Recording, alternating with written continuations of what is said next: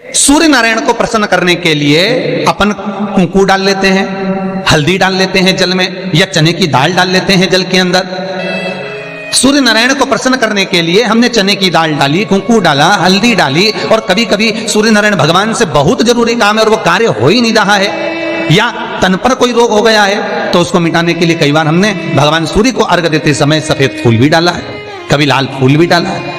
उसी तरह भगवान शंकर से निवेदन करने के लिए, हमारी ग्रह दशा सुधारने के लिए जल के पात्र में 2 अक्षत के दाने, अक्षत भी पूर्ण अक्षत। और बाबा भोलेनाथ को जब हम जल समर्पित करें तो राहु, केतु, मंगल, शनि, शुक्र, बृहस्पति जितने ग्रह हैं सब अनुकूल हो जाते हैं महाराज, सब अनुकूल। इतना बड़ा दर्पण जिसमें मुंह देखते हो आप, मुख, इतना बड़ा दर्पण दिया।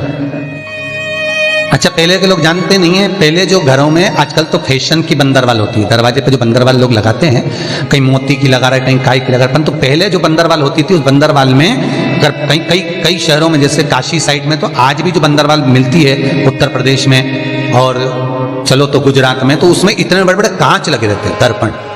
उसका क्या महत्व है, उसकी मूलता क्या है? शिव महापुराण की कथा कहती है दर्पण इतना बड़ा ले लो, बंदरवाल अगर दर्पण वाली नहीं तो इतना बड़ा दर्पण लो, हनुमान जी के मंदिर में जाकर, क्योंकि हनुमान शंकर का ही अवतार है, हनुमान जी के मंदिर में जाकर हनुमान जी के उल्टे पांव का थोड़ा सा सिंदूर, चरण का थोड़ा सा सिंदूर एक कागज में लेकर आ जाइए, और हनुमान जी के छोटे भाई, हनुमान जी 6 भाई हैं, उसमें गतिमान, हनुमान जी के छोटे भाई गतिमान का नाम लो, और गतिमान का नाम लेकर उस दर्पण पर सिंदूर से त्रिशूल बना दो, सिंदूर से त्रिशूल बनाकर उस दर्पण को घर के बाहर, दर्पण का मुख बाहर की ओर, ऐसे बाहर की ओर मुख कर कर दर्पण को घर के बाहर या दरवाजे पर, बिल्डिंग पर, ऊपर जाली में, फ्रंट में, कहीं पर भी उसको लगा दीजिए।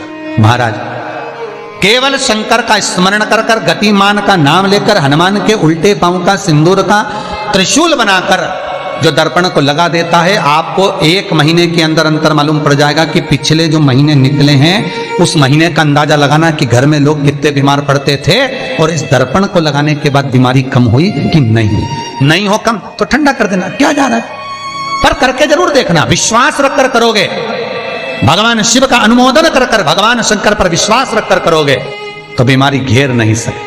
अकाल मृत्यु वो मरे जो काम करे चंडाल का, काल उसका क्या बिगाड़े जो भक्त हो महाकाल का। शंकर की आराधना करने वाला, शिव का स्मरण करने वाला, शिव का निवेदन करने वाला, शिव अर्चना में डूबने वाला, शिव का अनुमोदन करने वाला कभी दुखी नहीं हो सकता। बन सके तो बेलपत्र और समी पत्र शंकर को चढ़ाना, 5 बेलपत्र 11 समी पत्र। बन सके 108 चावल के आखे दाने ओम नमः शिवाय जप कर शिव को समर्पित करना। दुख तकलीफ ज्यादा है, रोग बीमारी ज्यादा है, तो पानी में लाल चंदन घोलकर, लाल फूल डालकर, बेलपत्री के पेड़ के नीचे। कई लोग कहते हैं गुरुजी क्या दूध चढ़ाना जरूरी है शंकर पर? कई लोग कहते हैं गुरुजी क्या दही चढ़ाना जरूरी है शंकर पर? शहद चढ़ाना जरूरी है, घृत चढ़ाना जरूरी है, शक्कर चढ़ाना जरूरी है? शिव महापुराण की कथा कहती है 5 चीजें शंकर भगवान पर चढ़ती है। दूध अर्थात घर में लक्ष्मी की वृद्धि करता है, इसलिए चढ़ाया जाता है। दही शंकर भगवान पर इसलिए चढ़ाते हैं क्योंकि यह परिवार को जोड़ता है। जिसके परिवार में क्लेश ज्यादा होता है, जिसके परिवार में आपस में तकरार ज्यादा होता है, उसको दही जोड़ता है। शहद घर में चिड़चिड़ प्रवृत्ति को समाप्त करता है। घी रोग को समाप्त करता है। शक्कर मिष्ठान घर में यदि लक्ष्मी आकर जा रही हो तो मिष्ठान समर्पित किया जाता है। इसलिए पंचामृत स्नान का भाव शिव महापुराण कहती है, पंचामृत स्नान का भगवान। इसलिए 5 चीजें शंकर को समर्पित हैं, दूध, दही, घृत, शहद, शक्कर अर्थात मिष्ठान।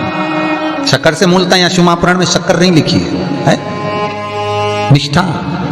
अब लोग शक्कर पीस कर अभिषेक करते हैं, परंतु मिष्ठान अर्थात गाय के दूध से निर्मित कोई मिठाई, और उस मिठाई से भगवान शंकर का अभिषेक। अब लोग भले शक्कर रखने लगे शंकर जी के अभिषेक में, पर यहाँ शक्कर नहीं लिखा है, यहाँ मिष्ठान। हमारे यहाँ सहज भाषा में कहते थे उसको खांड, अर्थात मीठा भाव भगवान शंकर को समर्पित। वेद और शास्त्र कहते हैं कि भगवान का यदि कोई प्रसाद बनता है, जन्माष्टमी के समय पर आप भगवान के लिए पंजेरी बनाते हो, भगवान के लिए सुंदर हरीरा बनाते हो, लड्डू बनाते हो, तो भगवान के प्रसाद में गोंद नहीं डलती।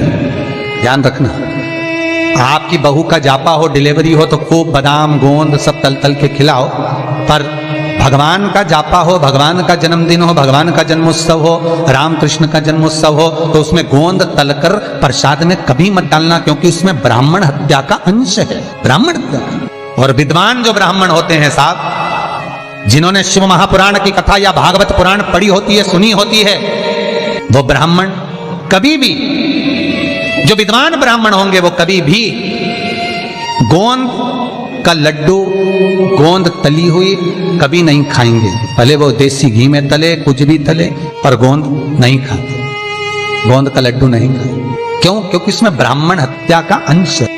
प्रत्येक फोटो में लक्ष्मी विष्णु के साथ नहीं मिलेगी, प्रत्येक फोटो में लक्ष्मी गणेश और सरस्वती मिलेंगे।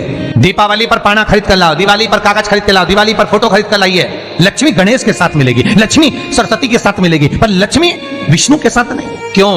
किस लिए? भगवान विष्णु और लक्ष्मी का फोटो नहीं, गणेश सरस्वती और लक्ष्मी का फोटो। क्यों?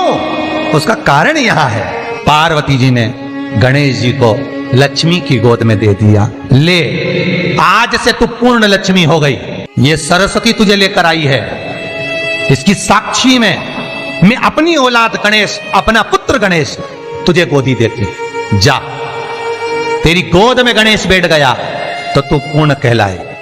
इसलिए हिंदू धर्म में दिवाली के दिन विष्णु और लक्ष्मी का फोटो नहीं, गणेश लक्ष्मी सरस्वती का फोटो क्यों पूजा जाता है?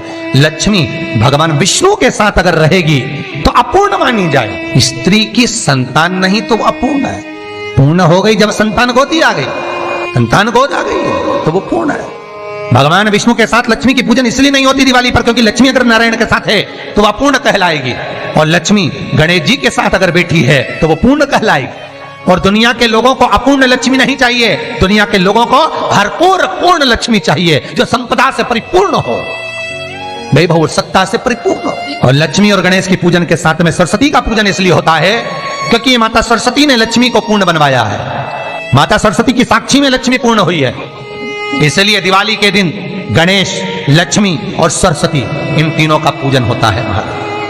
कई माताएं कहती है, गुरुजी मेरा पति तो मंदिर ही नहीं जाता, गुरुजी मेरा पति तो भजन ही नहीं करता, मेरा पति तो कभी मंदिर जाता ही नहीं है, मेरा पति तो कभी शंकर को जल ही नहीं चढ़ाता, मेरा पति तो कभी शंकर के अनुमोदन ही नहीं करता। आपसे निवेदन है, नहीं करता मत करिए, आप तो कर रहे हो ना, दूसरे से आशा ना रखिए, आप कर रहे हो बहुत है, आपका पुण्य मिले वो बहुत है, करो, आप करो। हो सकता है जिस दिन विश्वनाथ की कृपा होगी, जिस दिन शंकर करुणा करेंगे, जिस दिन मेरे भोले बाबा दया करेंगे, उस दिन इसको खींचकर मंदिर में बुला लेंगे। आप बुलाने वाले नहीं होंगे, शंकर कृपा करेंगे तो ये